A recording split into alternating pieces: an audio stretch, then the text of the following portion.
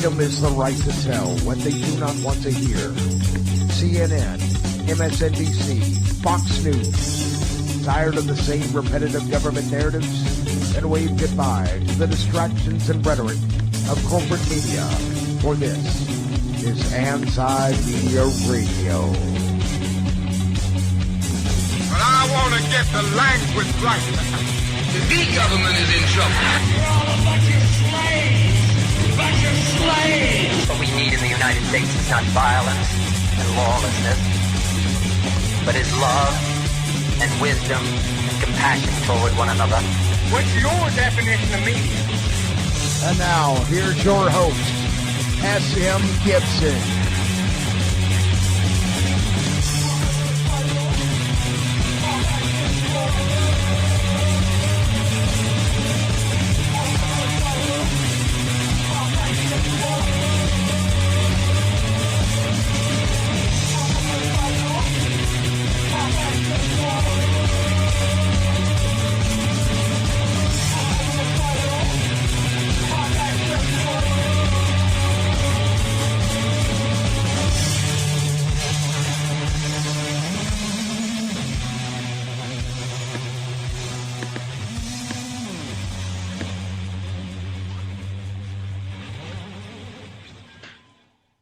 My name is S.M. Gibson. It is January the 31st, 2017.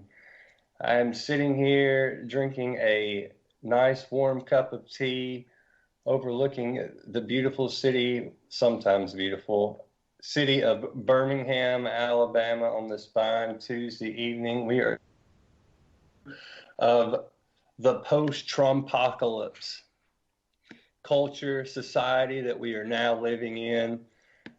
Since we last spoke on Thursday, everything has continued with the insanity and the craziness. We've got people protesting at airports.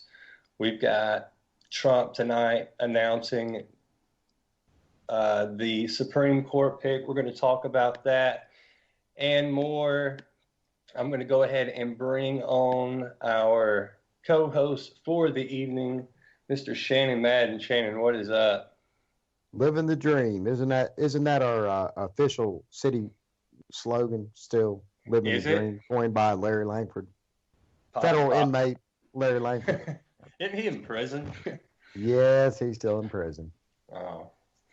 City of Birmingham today announced that they are a sanctuary city. A title that means absolutely nothing because the state of Alabama is firmly behind the Trump administration and the policies of anti-immigration and not letting all those brown people in whose family members we blew apart back home. Yeah, there's that. That's it was one of the worst political grandstanding moves that I've seen. Since Larry Langford went to prison. Yeah, they are still blowing apart people overseas as well. And I think that really ties into what we've seen with this travel ban, what some people are calling a Muslim ban. We're going to discuss that at length for sure. On what actually it is. Is it even a ban? But first, I want to go ahead and bring on our other co-host for the evening, Mr. Kevin Knight. Kevin, what is up? Hey, man, not too much. Good to be back with you fine fellas. Looking forward to the show, man. A lot of good stuff to talk about. Well, there's a lot of stuff to talk about. Yeah, I don't know if any of it's good. Touche. But, okay, Kevin, Shannon, whoever wants to jump in here, let's go ahead and address the travel ban. That's what we'll call it. What are your overall thoughts of what we've seen so far in Trump's executive order about keeping people out of this country, at least maybe temporarily, permanently? What's your overall impression of what we've seen so far? Go ahead, Kevin. No, that's you, brother. Hop on it.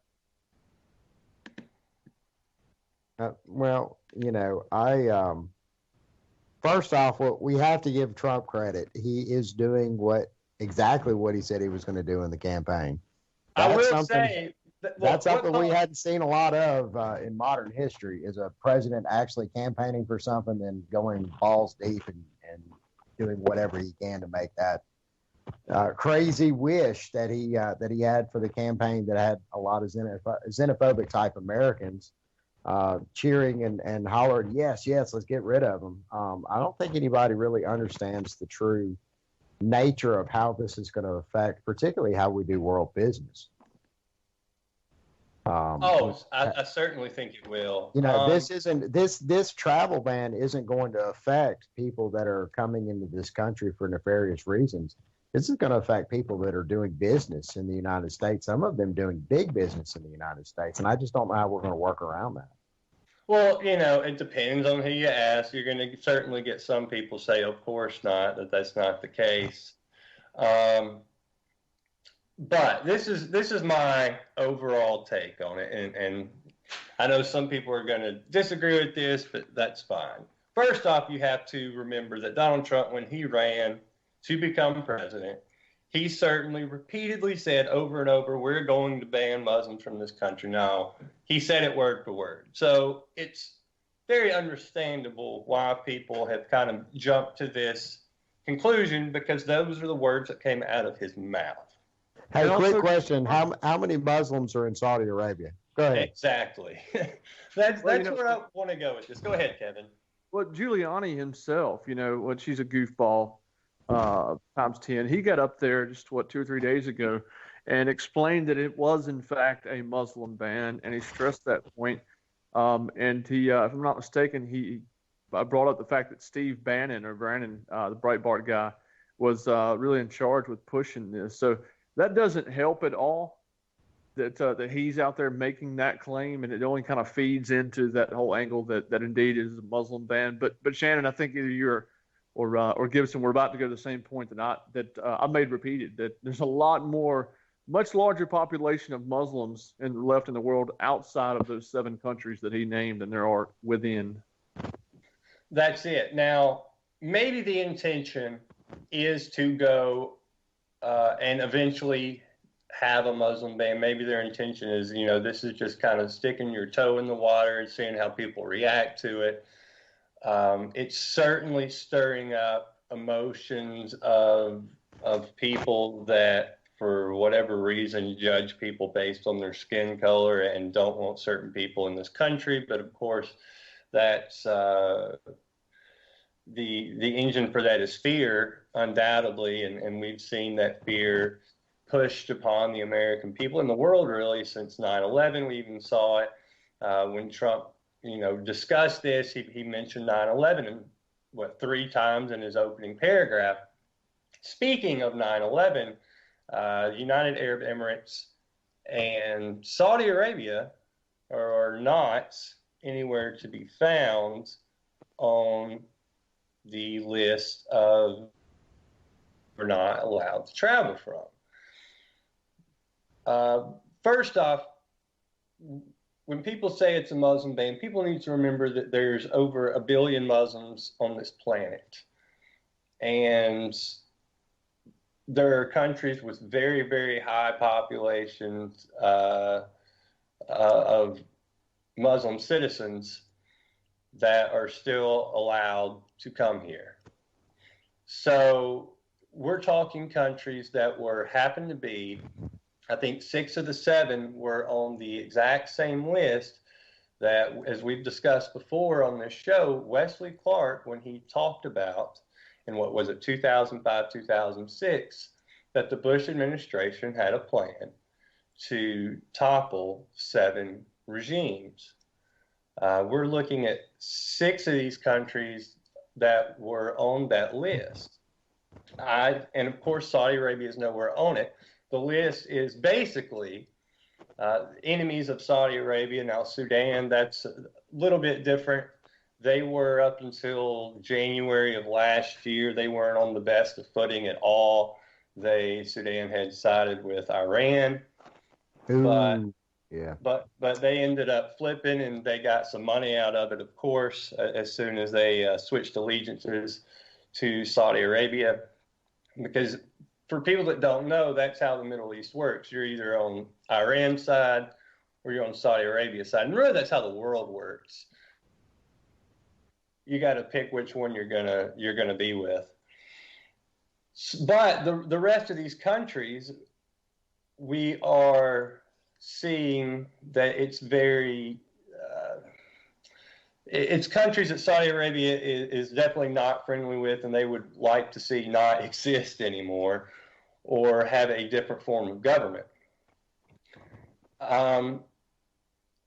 We have to remember too, is when people talk about oppressive, and you have to remember there's over 1 billion Muslims in this world, but when people talk about this oppressive religion, basically what they're describing is the form of Islam practiced in Saudi Arabia and how oppressive it can be. And yet, correct. And they get a free pass on everything because they have all the money in the world. So I don't think what we've seen right now, up to this point, is a ban on Muslims. What I do think, though, which it's worse really in the reality of what it is because from Somalia, Syria, Yemen, Iraq, we haven't bombed Iran, but we all know what that's about. That's the end goal here, which they've talked about for years and years and years. And extensively on the campaign trail, both candidates. But the United States has been bombing the large majority of these countries on this list. So the refugees in these countries that are fleeing war that we have helped perpetrate and stir up. Libya, for example, we talked about this, is, look, Gaddafi was no great man whatsoever. He was terrible.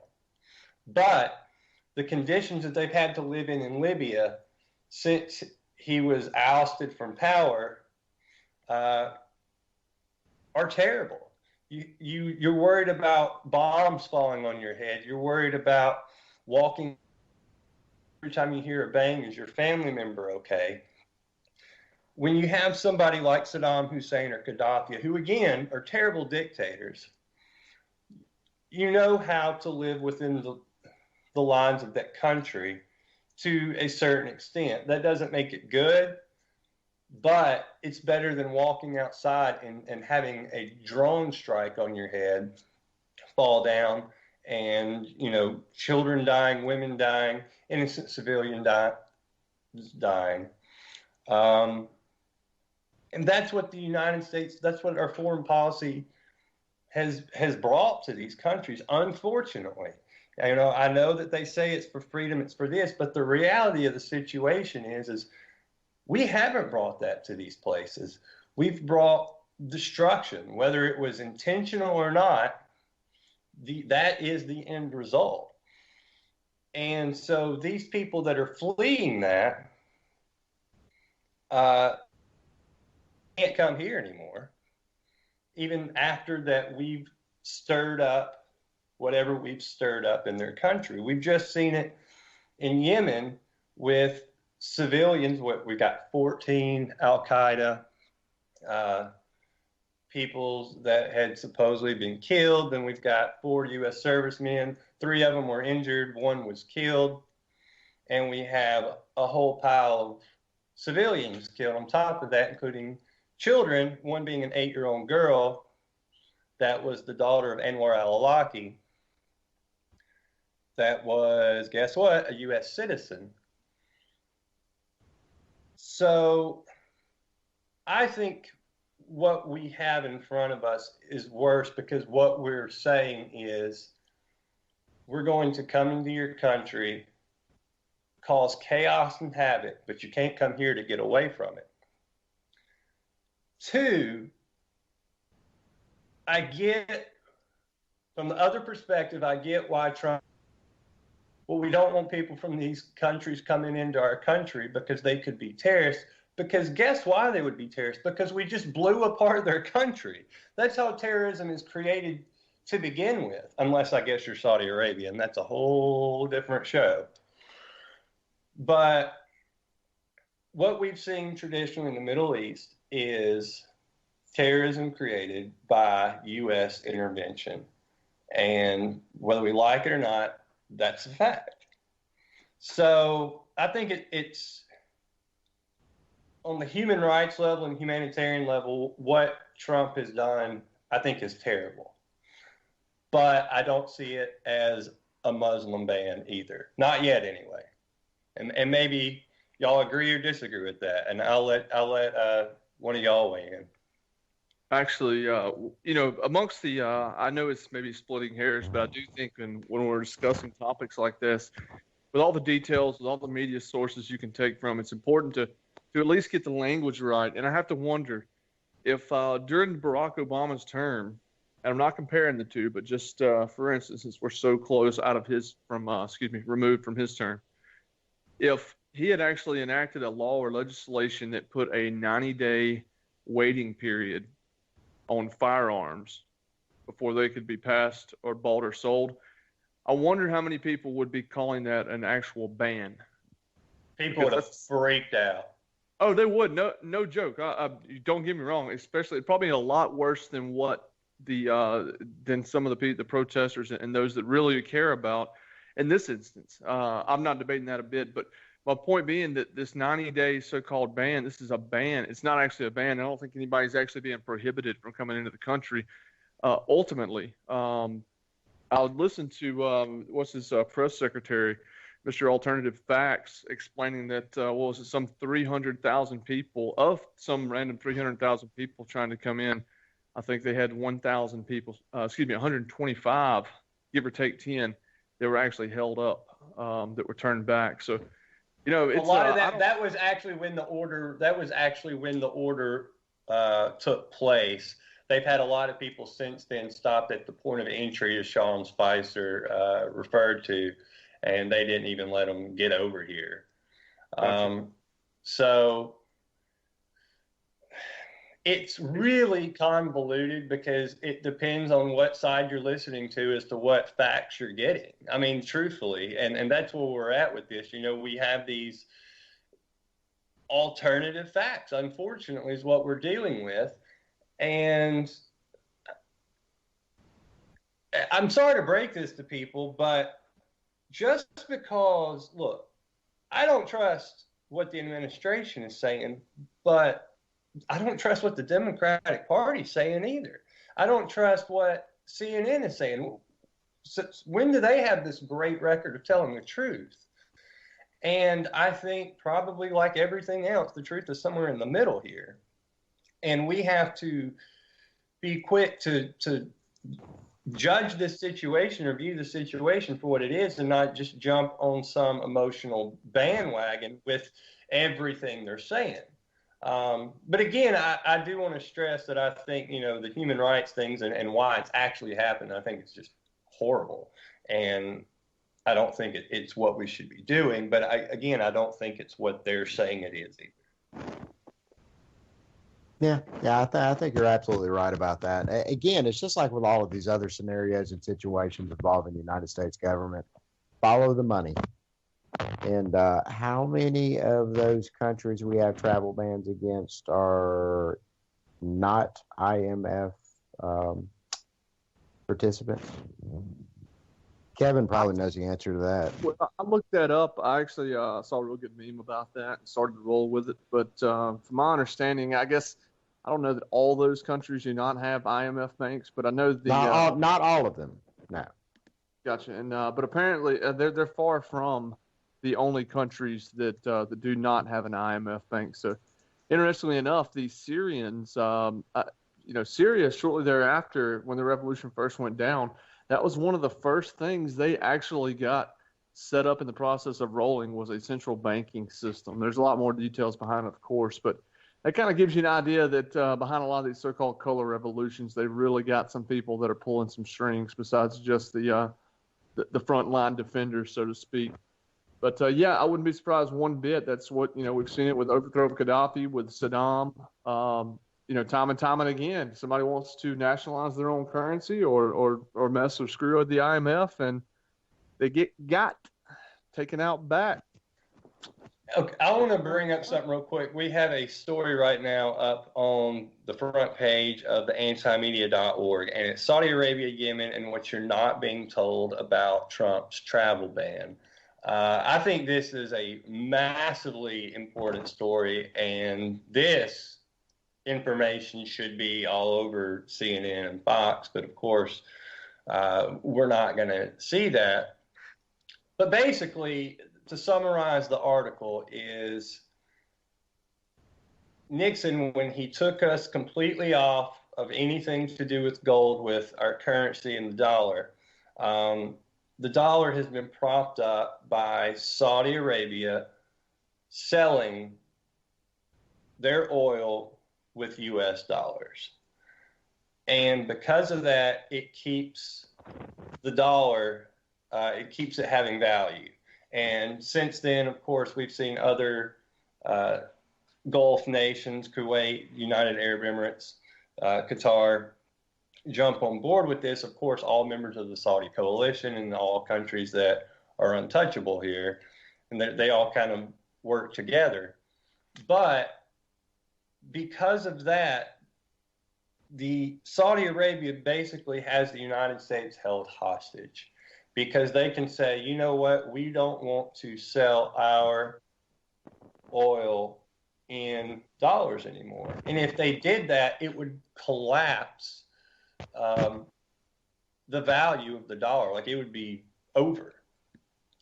So this goes all the way back to the early 70s with Richard Nixon as to the connection here and why they're able to get away with so much. I know that there's people saying, oh, it's because Trump does business in Saudi Arabia. Look, that has nothing to do with any of this.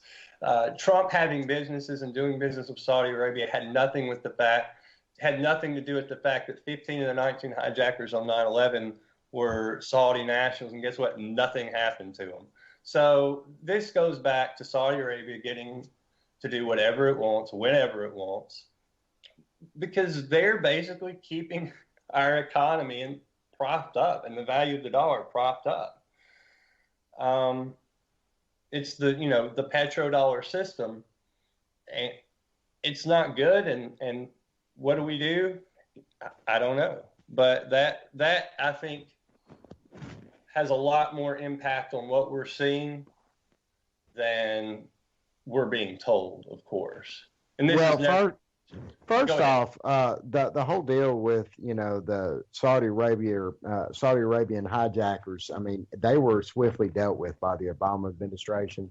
There's a brilliant documentary out. It's called Zero Dark 30. Maybe you've heard of it. And it basically shows the demise of Osama bin Laden by a swift kick from America. Was that before or after he sold 115 worth of arms to Saudi Arabia?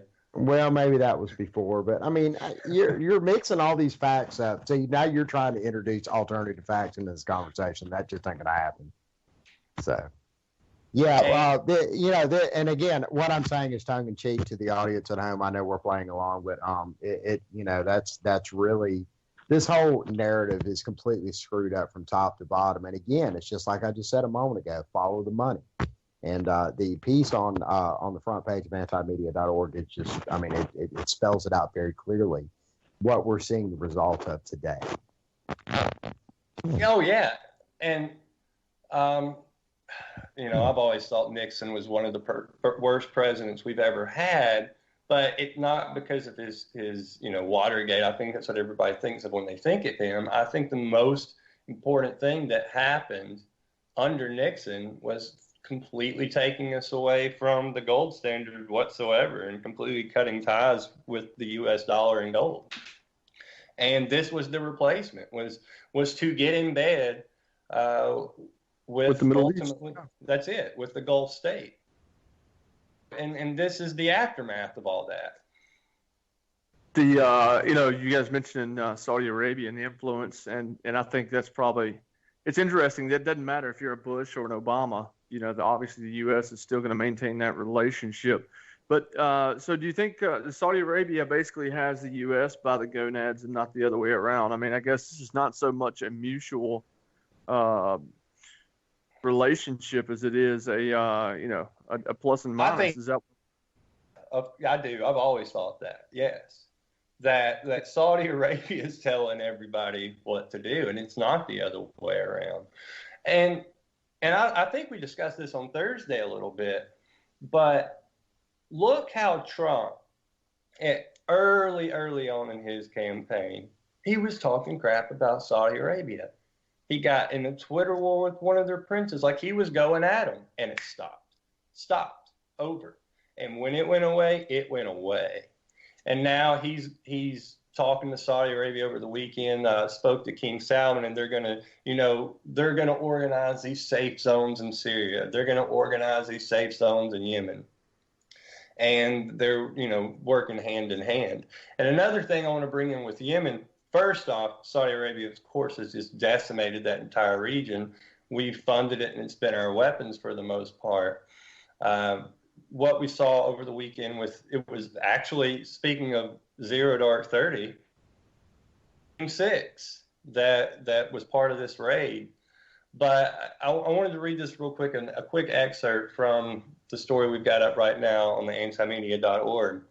It's in the Yemen files, the database of more than 500 documents from the United States Embassy in Yemen released by WikiLeaks. The staff at the Whistleblower Hub writes that Yemen is of significant strategic interest, that controls a narrow choke point to the Red Sea and the Suez Canal, through which 11% of the world's petroleum passes each day. With Saudi Arabia seeking to control a port in Yemen to avoid the potential constriction of its oil shipments by Iran along the Strait of Hormuz, or by countries which can control its other oil shipment along the path of the Red Sea. So basically, this is all over oil again, money. Just like you said, Shannon, follow the money. And that's, that's why they're blowing apart Yemen. It all ties together, unfortunately. And there's a lot. I brought up the safe zones, and I don't want to jump around too much here.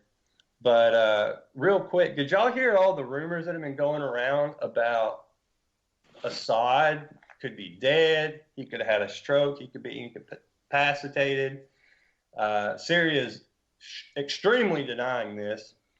But that's the rumor going around right now. I've not heard that. That's new to me. I saw Manson apparently is dead, maybe, but not Assad. Wasn't aware. Well, not aware of the claim. Right, yeah, and that rumor's been going on, I guess, for the past day and a half, 2 days now. There's nothing to back it up, and Syria is completely denying it. They would do well for Assad to come out and prove it, though. Right, quick. Obviously there's going to be momentum building on either side, depending on if that's the case. So, but it hasn't. They haven't had it in U.S. I haven't seen it in U.S. media anywhere. No, I haven't either. I think that would be a top story kind of a thing, but they're not touching it. So can you imagine how all this stuff would just? I mean, can you imagine the so-called rebels how emboldened they would be? If there's any negotiations, not with Russia there. I really don't believe with Russia there. I think they would just come in and lock it down. Which that was part of this too. Is there's a heavier Russian presence in the past couple of days, and they think that has there's all these weird things that I don't know. I'm not there. I can't tell you if it's true or not. I saw Russia had presented a constitution, a draft constitution for them to follow, so they claimed to speed the process up. Of course, they reiterated that they were not attempting to direct the constitution, but attempting to facilitate the process as far as speeding it up. So they're obviously you're right on point. They've got some muscle to back it up should they decide to need to. Oh, certainly. That brings us real quick. I wanted to touch on this, another story we've got on the front page of the antimedia.org, and we've talked about this a couple of times, but I think this is massively important. Congresswoman who says U.S. funds ISIS just got back from Syria, and here is what she found. Of course, we're speaking about Hawaii Congresswoman Tulsi Gabbard. She said, my visit to Syria has made it abundantly clear our counterproductive regime change war does not serve America's interest and its interest of the Syrian people. As I visited with people from across the country and heard heartbreaking stories of how this war has devastated their lives, I was asked, why is the United States and its allies helping al-Qaeda and other terrorist groups try to take over Syria? Syria did not attack the United States. Al-Qaeda did. I had no answer. This should be on the headline of every newspaper in this country, and it's not. Why is it not? Because, again, they have the greatest walking distraction of all time. I'm telling you, Trump emboldens the establishment more than we know. Even just because he's a walking distraction. Stories like this should be plastered everywhere. But we're talking about another thing Trump has done. And I'll give him this. Trump hasn't slowed down. I mean, he's been going, nonstop since he got in office. But it seems like there'd be a little bit of room for something that big in the news cycle. And we're not hearing it, but what's new? We didn't hear about it for 8 years under Barack Obama. Why would we magically hear about it now? I guess if they could figure out a way to blame it on Trump, maybe they would. But I don't even think they would do that. They're not even talking about what just happened in Yemen over the weekend, which they could put on Trump. So when it comes to foreign policy, it looks like, the media for the most part is going to turn a blind eye once again. And we're not going to talk about that. I did see where they questioned Sean Spicer about it today. And basically, he talked about the 14 members of Al-Qaeda. And he talked about the American soldier who was killed. But that was it. He says, I'm not answering any other questions about it. And that's basically been the Pentagon stance, too. That's it. We're not saying anything else. I guess they're trying to put their story together. I don't know. We shall see. But it seems pretty clear what happened. And what happened was not good. Right now, we've seen basically a continuation of what Obama was doing in the Middle East. I know people don't want to hear that because, you can't compare Trump to Obama. But, unfortunately, policies don't change that drastically from one administration to the next on foreign policy issues anyway, at least not over the past umpteen years. Now, domestically, we shall see. But I did see where Trump had supposedly sent a bunch of weapons and tanks and different kinds of whatever to the Kurds to sparklers fight. And M80s and Roman candles. Yeah. So, we'll see if he goes down the road of completely pulling out and just giving them weapons to do it themselves. I don't know. We shall see. I think right now my impression is that Trump has people in his ear who are aligned with what we've been seeing this whole time. And I think that's kind of why we've got the list that we have with the refugees and people coming into this country. It's too similar to Bush foreign policy. It's too similar to Obama foreign policy. I mean, again, these countries are countries that Obama, they were his list, supposedly. So I think it's just isn't it crazy to think about too, with all of this rhetoric going on about refugees and immigration and so on and so forth, that our founding fathers were all refugees, every one of them. They were born here. And their family got here how? Well, that's most of America. I mean, that's the hypocrisy of all. Unless you're a Native American, that's all of America. All of America is pretty much founded with immigrants and refugees. Well, certainly. Well, and of course, black folks can make a different claim, but that's another show for another day. As they will. But I think we need to look. We need to take what we have today on whatever side that it is, and do our best to live our lives accordingly and as peaceful and upstanding as possible. We don't see that. I don't think we see that from any side on any direction. Just because, that's what should happen isn't what happens. And of course, you get a lot of people that are cheering this on as a Muslim ban, that are cheering for it that way. I still don't think that's what it is right now, but it could become one. I mean, Trump definitely used those words. There's no doubt about it. And I think it's just strange how Sean Spicer gets up there today and says, well, this is not a ban. This isn't a ban in any way, shape, or form. And you've got Trump calling it a ban. So is he that stupid? Is this on purpose to wind people up? I don't know. I don't. With Trump, as far as where his mouth takes him, he pretty much is playing the role of old white guy America. Get off my lawn. And so that's pretty much what he's just going to say, whatever flies out of his head. And of course, it's going to be tidied up and corrected by Spicer and Bannon, or both, or neither, for that matter. See his Twitter account, for instance. We have entered a completely unprecedented age in American politics, particularly when it comes to the White House. So I just, everybody just needs to hang on and get your memes ready. I mean, that's about really all you can do at this point.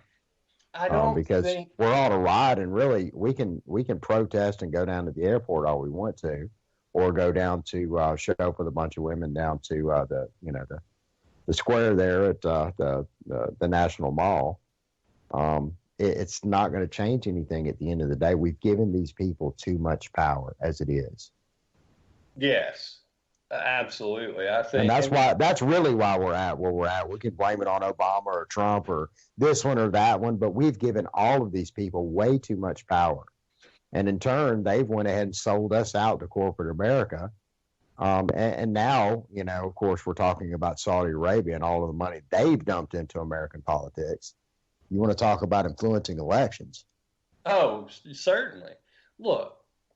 This is the thing, and this is what happens when people go to sleep and they pretend that, oh, that one's good, this one's good, this is going to work out for us. Look at what I won't say the whole country, because of course you've got a lot of the country that were cheering against Obama, which I think was stupid too. Cheering against any of them is stupid because you're cheering against yourself. But with that said, you have people that go to sleep on what Obama did. And when the NDAA, when they snuck inside of it, indefinite detention, everybody just shrugged. First off, I say everybody just shrugged. Nobody really knew about it. But the people that did, you kind of got this, well, he's not going to do it. They're never going to do that. Just don't worry about it. And look what you have now. Everybody's so terrified of Trump. Well, the reason that the executive branch has the power that it does today is because people go to sleep and they act like everything's okay. This is great. And they do not realize that you have to hold every politician accountable. And this entire notion that, oh, he's a good one, or he's this, he's that, they're all controlled by the same corporate interest. Do you really believe that Barack Obama raised $1 billion with a B, twice, dollars to run for president, and he didn't owe people favors, people didn't control him, people didn't own him, because if you look at his policies, it sure looks that way. And they paint a real rosy picture about him, and, it's all great and wonderful.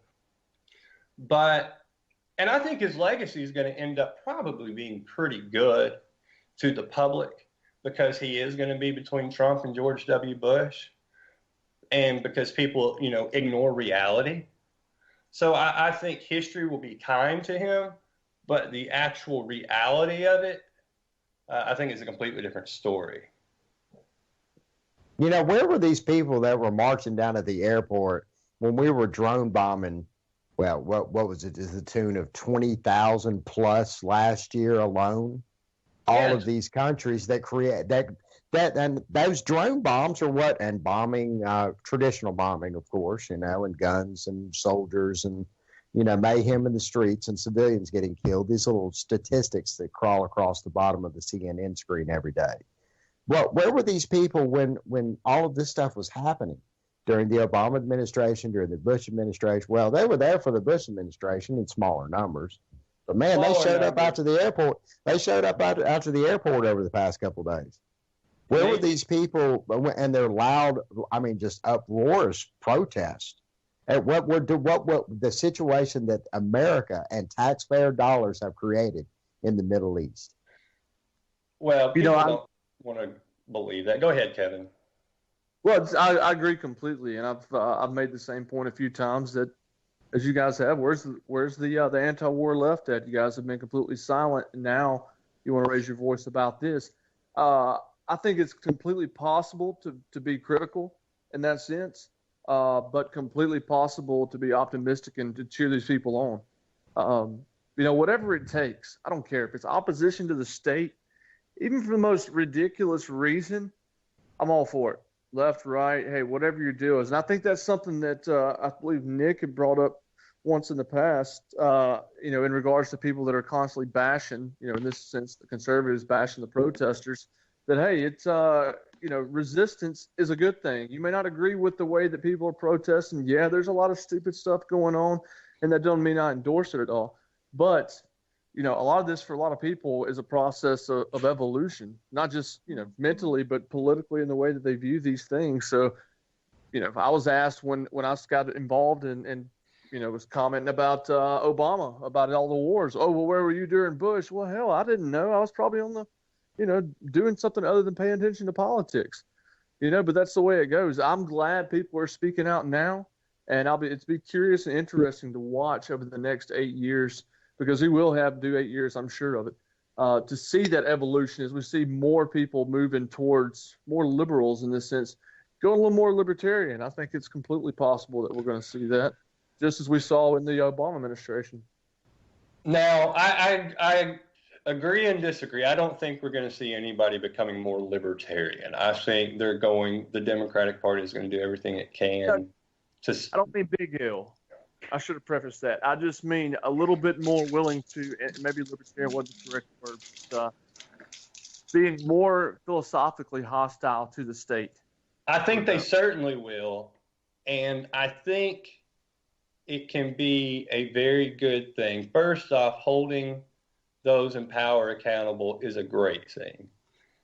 Now, I just feel that, and the airport protest, I think, were a much more noble protest than the first weekend of protests, and who knows what next week's protests are going to be. I think we're going to be seeing these a lot. But people standing up in opposition to something they don't like with the government, I think, is good, because they work for the people. What the people need to wake up to, though, is what the reality of the situation is. They need to know exactly what's going on when they're protesting. They don't need to just hear what a politician told them or hear what Wolf Blitzer said and get angry about it, and because all their friends are going down there, they're going down there too. There's something to be said for that. But for real change to be enacted, people need to be educated, genuinely, truly educated. And because there's this perception of Trump's an idiot and Trump's this and they lie. Look, first off, every administration They always lie.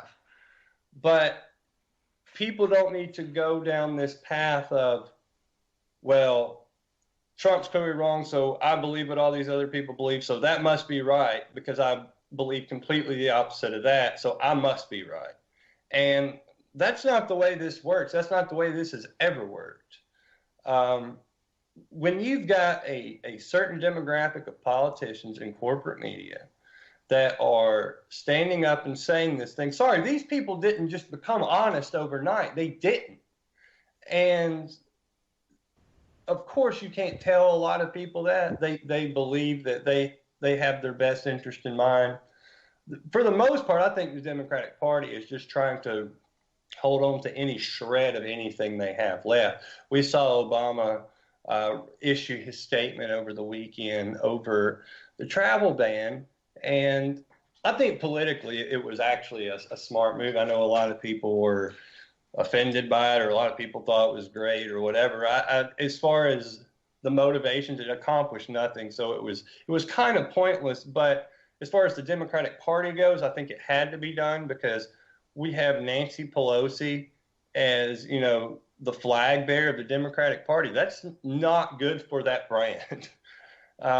So they're just trying to stay relevant at this point and not get run over by this reality show monster, whatever Trump is, PR guy, because he will take up every single headline from here until doomsday. So they have to do something to stay relevant in the public eye.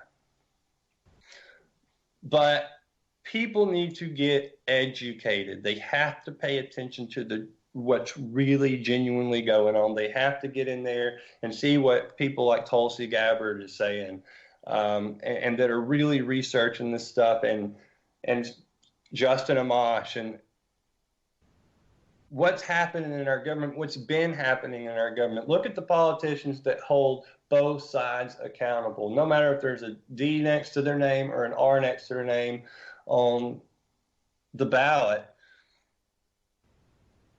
It's who they hold accountable. So it doesn't matter what party affiliation they have. We have to know the truth of what's going on.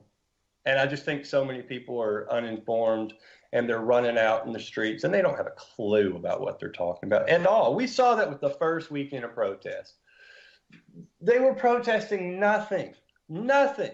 At least the airport protest, there was a little, hey, we don't want you doing this. Okay, at least you got something in mind here. I'm okay with that. But the first weekend of protest, it was just pointless. I didn't see any point to it. And I know, oh gosh, don't say that. We were protesting Trump. Okay. What about it? To me, it was a living hashtag. Yeah. I don't disagree with that. It was, the internet out on the street. Everybody's. Yeah, pretty much. Yeah, a living, walking, breathing hashtag. And the way people were parading around, they didn't want to be taken seriously, and they weren't protesting anything. And I know that bull can't say that. And look, it's good that people are getting together. Now people need to get educated. And then they need to take to the streets. Then they need to demand change. They need to know what they want changed. They need to come out and say, look, we're not going to stand for this foreign policy that we've had anymore. We're not going to stand for you treating this group of people a certain way. We're not going to stand for this. And this is what we want to be done about it. This is what we want changed. Not just willy-nilly going out in the street and putting on some pink hats. Well, I've got to ask the question, both of you, the question. And you brought it up a second ago that, we have candidates with the D and the R next to their name. Are we going to start to see more candidates with the I next to their name, or Libertarian, or Green Party, or what do we see as far as the next 4, 8, 12 years of third party and independent movements really finally getting candidates in the Congress and the House of Representatives and hey, maybe even the White House? I'm going to say, and I'll let you answer this real quick, Kevin, but I'm going to say no. We're not. Even first off, nothing would shock me. Of course it's a possibility. Donald Trump is president. Anything's on the table as far as possibilities go. But I don't think it'll happen, A, because we just saw the two worst candidates in modern history run against each other, and Gary Johnson got no votes. So, well, now to be fair, it was Gary Johnson. 4%. 4%. But if a third party couldn't even really make a genuine dent with the two worst candidates we've ever seen, I don't see it happen. And the reason being simply is money. The Republican Party has a ton of it. The Democratic Party has a ton of it. Period. Well, to be fair, though, Gary Johnson, come on now. Gary Johnson wasn't a real candidate. Come on. Donald Trump and Hillary Clinton. Now, Hillary Clinton was an establishment favorite, has been groomed by Washington politics for what, about 40, 50 years now? Nobody liked her. I know, and that's why she's not president. And they actually didn't, they were able to rig the primaries, but they couldn't rig the big dance. Not at least because I was very vocal about it on the show about the fact that I thought that the system was going to go ahead and somehow weasel her in, regardless of the fact that nobody liked it. We all thought that was a great possibility. Yeah. I said she was never going to be president. And look, in my head, there's possibility the election was still rigged. I'm telling you, she was never going to be president. The powers that be did not want her there. She was. And the powers that be definitely didn't want Trump there either. Come on now. I'm with you, but I think they would have rather gone with him than her. I believe that then. I believe it now. And that's what worked out. I'm telling you, I don't believe they could have worked with her at all. Well, I don't know. I really hope and pray that more, and again, we still had 50% of the population did not vote. That is still a huge number, and that is a very large. If we're going to try to influence the system from within, it's time to go ahead and look for alternatives other than this two-party paradigm. And let's not go with Gary Johnson again, guys. Come on. Yeah, I don't know what that was about. I know all of what it was about, man. But it was about 4% is what it was about, and that's not going to cut it. It was about an attempt to get 5%, and that actually would have gone a great deal. And considering that an election where we had, again, it's a low turnout, we had a lot more people voting libertarian, so to speak, libertarian as a protest vote, and that's fine too. So the libertarians won in this sense, I believe. But I believe this, and tell me what you think, Kevin, because you keep your ear a lot closer to the ground when it comes to the Libertarian Party than most. I genuinely believe that John McAfee would have done better than Gary Johnson. And I'm going to tell you why, because we live in a society that is fame as a commodity. That's why Donald Trump got put in office, realistically, fame is a commodity. And I don't care how crazy he is. People can't even excuse crazy at this point because, again, Donald Trump won. I think John McAfee would have gotten 5% or more. Possibly one of the reasons, well, for one, he's not, this is the guy that was proposing billions of dollars in stimulus money to to basically rework the United States' whole digital infrastructure. This being said, when he was under his so-called cyber party, he was only using the Libertarian Party as a vehicle to bring back himself and to push some ideas, which, hey, I get that. But he was. One of the reasons why the LP even got the 4% they did was the name recognition and the face recognition that came from having two ex-governors in front of the television. Yeah, McAfee gets a lot of, obviously a lot of airtime, but he would not get near the airtime that the other two clowns got when they ran. So I disagree. I think he would have gotten more airtime because he would have been people would have wanted to put a camera on him for the stuff he was saying. And you have to remember, Jill Stein was getting airtime because Trump, again, the two worst candidates in modern history. They were just putting anybody on TV they could.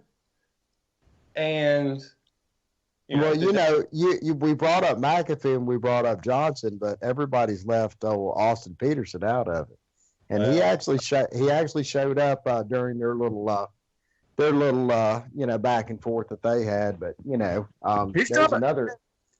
young too. He's not a bad guy in person, man. I met him. I met McAfee and Harry and hung out with him on actually 2 or 3 different occasions. And got to out of those 3, though, John McAfee's always got my vote. That guy is incredible. Dude, he's got your booth and he's got your party favors, if that's your case, man. And he'll let you. Oh no, and the thing is I really think because he was has been on this show, and we asked him point blank, and I mean I'm sure the guy he definitely has a little bit of a checkered past recently with DUI arrest up in Tennessee, but I'm sorry, if you live in modern day America, I don't know too many people that don't run afoul of the law in some shape, form, or fashion. I know all 3 of us have been down the wheel at some point in time in our life in a state of disrepair, and I mean sometimes that's just luck of the draw. It is. And that just kind of it furthers the notion that he's an actual real human being. I think he's actually superhuman because he's done some stuff that your normal average everyday American couldn't quite possibly fathom or comprehend. He's lived life to the fullest. He's definitely the realest of the realest. He's I enjoy reading about him about as much as I do Hunter S. Thompson. I love reading about that guy. Yeah. Very same spirit in both of them, I think. Yes. I really do. And both very, very intelligent human beings. And again, McAfee's got some great ideas, and I think he's much more realistic, particularly in areas of cybersecurity. I mean, that's kind of his forte.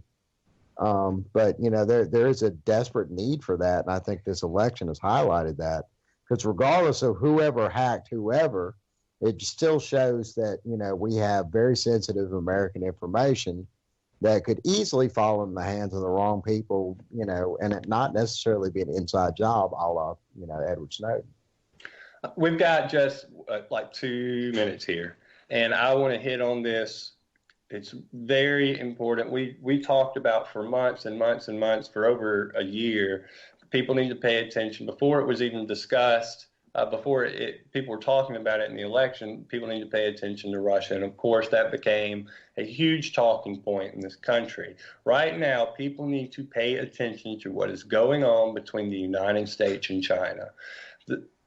We are headed down a road that is not good between those 2 nations. China has already used the word nuclear, so that should be enough said right there.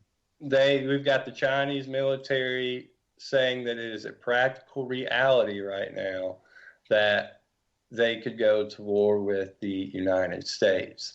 And when we're talking about a country like China, we're not talking about going to war in Yemen. We're talking about hot war come home. Right. They have more soldiers in their army than we have people in this country. So it is a very, very, very serious situation. And we're doing our best. We've got somebody on it. We've been trying to cover it more extensively, U.S.-China relations, ever since Trump got put in office. But please don't just rely on the anti-media. Go out there and keep up with it. Look at what China's saying. Look at what their politicians are saying, because we are headed down a path, I'm afraid, that could be bad. Maybe we'll avoid it. It is, as of right now, it looks like we've avoided the worst with Russia since Hillary lost. I think if she would have won, we would have seen way, way more of that. But now that Trump's won, we've got to look the other way. And U.S.-China relations, I think, could be very bad in the future. Any last words? We're going off real quick. Taxation is theft, y'all. Come on. In the Fed, baby. For Kevin, for Shannon, I am S.M.Gibson. We will be back on Thursday. Jake is next, and you've got Nick tomorrow night on UCY Anti-Media Radio. Out. I'ma let them know through the stereo. Yo, here we go through the stereo.